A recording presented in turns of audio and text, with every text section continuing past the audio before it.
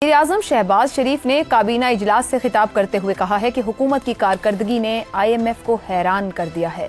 मुखालिफिन ने ढंडोरे पीटे कि मिनी बजट आ रहा है। पहली बार चैलेंजिंग हालात में मिनी बजट नहीं आ रहा। वज़ीर-ए-आज़म ने कहा कि स्टाफ लेवल मुआहिदा होने पर सब मुबारकबाद के मुस्तहिक हैं। उन्होंने कहा कि IMF ने पिछले साल 9 खरब रुपए का हदफ दिया, इस साल 12.9 खरब रुपए का हदफ मुकर्रर किया गया है। टैक्स कलेक्शन में 26% इजाफा हुआ है। इससे पहले वफाकी हुकूमत और आलमी मालियाती फंड के दरमियान 1 अरब 30 करोड़ डॉलर के नए मुआहदे की खबर सामने आई। दोनों फरीकैन ने जारी 37 माह के बेल आउट प्रोग्राम के पहले जायजे पर भी इत्तफाक किया है। IMF बयान में कहा गया है कि IMF की टीम ने तौसीई फंड सहूलत के तहत 37 माह के तौसीई इंतजामात के पहले जायजे और इसके साथ साथ सस्टेनेबिलिटी ट्रस्ट के तहत 28 माह के नए मुआहदे पर पाकिस्तानी हुक्काम के साथ स्टाफ लेवल एग्रीमेंट किया है, जिसकी मजमूई रसाई 28 माह के दौरान करीबन 1 अरब 30 करोड़ डॉलर है। पाकिस्तान ने अक्टूबर में IMF के RSF से 1 अरब डॉलर की दरख्वास्त की थी। RSF के तहत फंडिंग उन ममालिक को फराहम की जाती है जो मुवाफकत के जरिए आबो हवा की तबाहकारियों के खिलाफ लचक पैदा करने के लिए आला मयार की इस्लाहात का अहद करते हैं। यह कर्ज 30 साल में वापस किया जा सकता है, जिसमें 10 साल की रियायत भी शामिल है। IMF की रिपोर्ट के मुताबिक गुज़िश्ता 18 माह के दौरान पाकिस्तान ने चैलेंजिंग आलमी माहौल के बावजूद मैक्रो इकनॉमिक इस्तेहकाम की बहाली और एतमाद की बहाली में नुमाया पेशरफ्त की है। IMF के मुताबिक पाकिस्तान में माशी नमू मोतदिल है, अफरात ज़र के बाद 2015 के बाद से अपनी कम तरीन सतह पर आ चुकी है। माली हालात में बेहतरी आई है, खुद मुख्तारी के फैलाव में नुमाया कमी आई है और बैरूनी तवाज़ुन मजबूत है। ताहम IMF बयान में यह भी कहा गया है कि अजनास की कीमतों में गैर यकीनी आलमी मालियाती हालात सख्त होने या बढ़ती हुई तहफ़्फ़ुज़ पसंदी जैसे मनात में इजाफा हुआ है। इस तरह के खतरात पाकिस्तान के मुश्किल से हासिल करदा मैक्रो इकनॉमिक इस्तेहकाम को नुकसान पहुंचा सकते हैं। कितना बड़ा चैलेंज था जो पाकिस्तान ने जिसको अबूर किया है, क्या वाकई किसी मुबारकबाद का काम किया गया है, इसी पर गुफ्तगू रहेगी। पैनल में हमारे साथ हैं शहजाद चौधरी, जैगम खान, रजा रूमी और इफ्तिखार अहमद साहब। प्रोग्राम का सवाल आप सभी के लिए। पाकिस्तान और IMF का 1 अरब 30 करोड़ डॉलर का नया मुआहिदा, वज़ीर-ए-आज़म शहबाज शरीफ की मुबारकबाद। 78 साल होने को क्या कौम कर्जों के हुसूल पर मुबारकबाद की ही मुस्तहिक है? शहजाद चौधरी साहब, वज़ीर-ए-आज़म काफ़ी खुश दिखाई दिए आज, इत्मीनान का इजहार भी किया, मुबारकबाद भी दी, आम आदमी की कुर्बानी और तकलीफ का भी एहसास उन्होंने कहा है, लेकिन 78 साल बाद भी किसी कर्जे के हासिल होने पर वाकई कोई बहुत बड़ी अचीवमेंट है, हमने बहुत कुछ हासिल कर लिया है। तो गालिब ने कहा था ना कि कर्ज की पीते थे मैं और समझते थे कि हाँ रंग लाएगी हमारी पाका मस्ती एक दिन। ये वैसे शहबाज शरीफ साहब को ये शेर भी याद कर लेना चाहिए और अपनी तकरीरों में इसको बारहा कोई ना कोई मौका ढूंढ के इसको जरूर बोलना चाहिए। मेरे ख्याल में पाकिस्तान के लिए और उनके लिए एक बहुत अहम सबक है कि कर्ज की मै पीते पीते कब तक हम अपने आप को मदहोश रखेंगे और उसके बाद फिर कहेंगे कि किसी दिन हम बेहतर हो जाएंगे। बुनियादी चीजें हैं, अगर आपको अपने पांव पे खड़ा होना है एज अ मईशत और एज अ मुल्क, तो अपने अखराजात को कम करना होगा। अगर अखराजात नहीं कम कर सकते तो महसूलात को बढ़ाना होगा।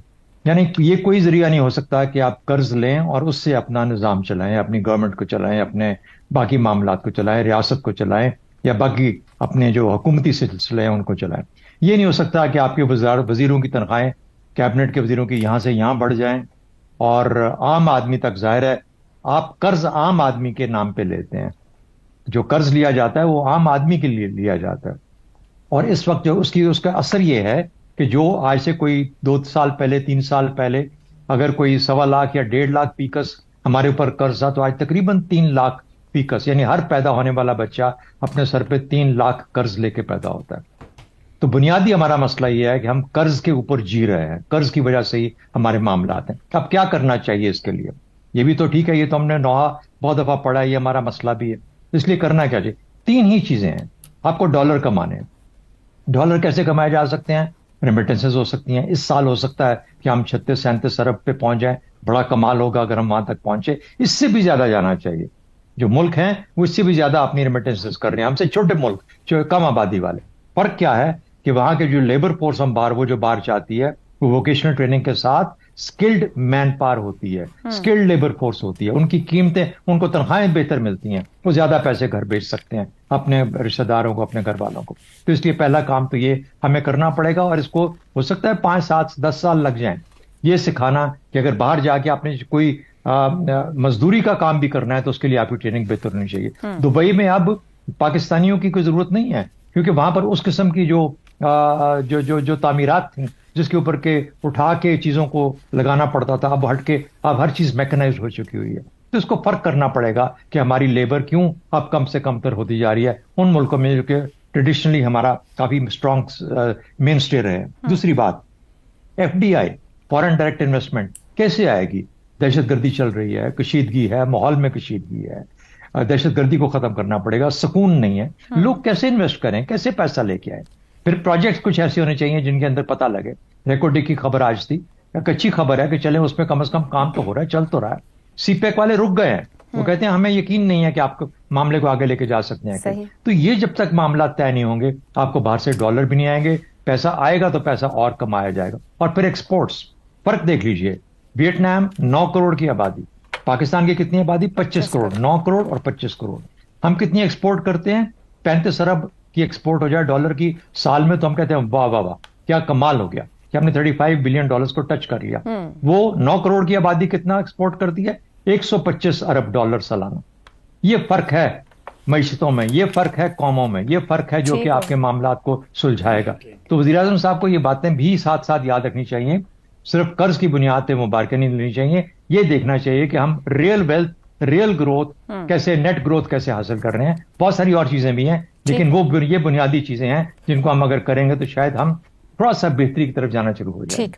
رضا رومی صاحب, کچھ فیکٹرز کا بھی IMF نے اظہار کیا جس میں اجناس کی قیمتوں میں غیر یقینی ہے یا عالمی مالیاتی حالات ہیں, بڑھتی ہوئی تحفظ پسندی جیسے منفی خطرات ہیں. وہ کہتے ہیں کہ یہ فیکٹرز امپیکٹ کر سکتے ہیں اس میکرو اکنامک جو آپ کو گروتھ دکھائی دے رہی ہے. یہ خبردار کر رہے ہیں. کیا وزیر اعظم صاحب نے مبارکباد دینے میں جلدی کیا یا واقعی کوئی حیران کن کام کر دیا ہے کہ IMF بھی حیران ہے کہ کیا کر دیا ہے؟ عائشہ دیکھیے, پہلی تو یہ بات ہے کہ آپ نے جو سوال شروع کیا کہ کیا قرضوں میں ڈوبا ہوا ملک جو ہے وہ کس طرح سے سیلیبریٹ کر سکتا ہے کہ ایک اور قرضہ مل گیا. دیکھیں بات یہ ہے کہ اگر آپ IMF کے قرضوں کی مالیت دیکھیں تو کوئی زیادہ نہیں ہے. مسئلہ یہ ہے کہ یہ ایک اسٹیبلائزیشن کا پروگرام ہے جو پاکستان کی جو صورتحال رہی ہے پچھلے 8-10 سال سے معیشت کی, یہ اب ضروری ہو چکا تھا کہ جیسے ابھی وہ کہے تھے بیلٹ ٹائٹننگ کہا جاتا ہے کہ اپنے اخراجات کو کم کیا جائے, خسارہ جو ہے بجٹ کا اس کو کم کیا جائے. اور IMF کی جو پروگرام ہوتے ہیں ان کا یہی مقصد ہوتا ہے, ان میں پیسے کم ہوتے ہیں, وہ زیادہ یہ ہوتا ہے کہ آپ اپنی معیشت کو صحیح ڈگر پر آگے چلائیں. تو اس لحاظ سے تو یہ ایک میں سمجھتا ہوں کہ کامیابی ہے اس گورنمنٹ کی, کیونکہ اگر آپ کو یاد ہو تو پاکستان بالکل ڈیفالٹ کے دہانے پر پہنچ چکا تھا, اور خدا نہ خواستہ اگر دیوالیہ نکلتا پاکستان کا تو پھر شری لنکا والے حالات جو ہم نے دیکھے یا اور لاطینی امریکہ میں کئی ممالک میں ایسا ہوا ہے, تو وہ تو ایک جیسے کہنا چاہیے انتشار پیدا ہوتا ہے. تو اس لحاظ سے تو یہ ایک اہم ڈیولپمنٹ ہے. اب کیا یہ اوائڈیبل ہے؟ بالکل اوائڈیبل ہے. جیسے ابھی شہزاد صاحب نے کہا کہ اگر ہم اپنے اصلاحات لائیں اور اپنے تعلیم قطع کلامی کی معذرت رضا رومی صاحب, یہ اصلاحات ہی تو سب سے بڑا معاملہ ہے. یہ شرطوں کے ساتھ, پابندیوں کے ساتھ ہم اتنا ہی کام کرتے ہیں جتنا وہ قرض دیتے ہوئے میں کہتے ہیں کہ یہ آدھا قدم ادھر چل لو گے تو اتنا ملے گا, ایک قدم وہاں لے لو گے تو اتنا ملے گا. ان ٹرو سینس تو ہم کسی بھی طرح کے ریفارمز کسی بھی سیکٹر میں نہیں کر پائے ہیں. جی حقیقت یہی ہے. اور جو سب سے بڑا ریفارم ٹیکسیشن میں جس کی منتظر ہے قوم, اور جو کہ IMF بار بار کہتا ہے, ہر پروگرام کے ساتھ کہتا ہے, وہاں بھی جو کوششیں ہیں وہ مکمل طور پر رنگ نہیں لائیں. اور یہی وجہ ہے کہ سب سے بڑی کہ پاکستان میں جیسے ہم نے پہلے بھی ذکر کیا تھا کہ بہت سے ایسے طبقات ہیں جو کہ ٹیکس نہیں ادا کرتے یا ان کو جو رعایات ملتی ہیں, اور ان کی وجہ سے جو سارے کا سارا برڈن ہے وہ ریاست پر پڑتا ہے, اور مزید ان کو جو ہے ادھر ادھر سے مانگنا تانگنا پڑتا ہے. اب دیکھیے پاکستان کا ڈیولپمنٹ بجٹ کس قدر کم ہوا ہے, حالانکہ اس کی اتنی ضرورت ہے اس میں بڑھاوے کی, لیکن مسئلہ یہی ہے کہ اتنے مسائل جو ہیں وہ جنریٹ نہیں ہو رہے.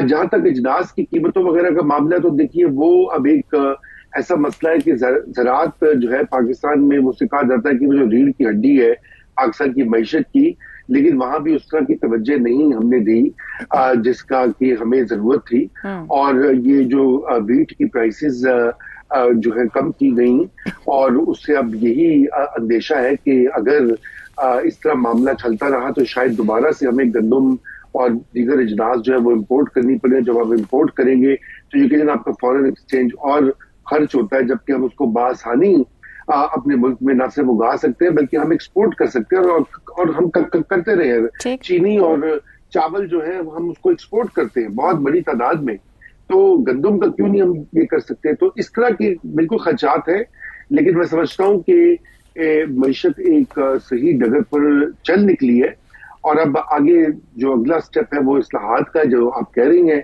आप खुदा करें कि ये गवर्नमेंट भी कर पाए। ठीक हो।